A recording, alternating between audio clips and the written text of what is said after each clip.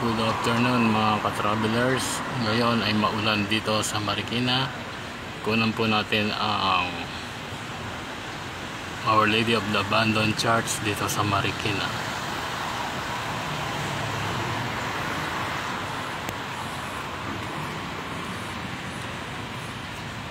Ayan po sila, yung mga santo.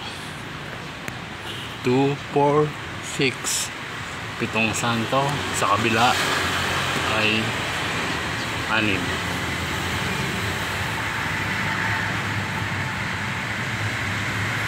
Ayan po mga ka-travelers.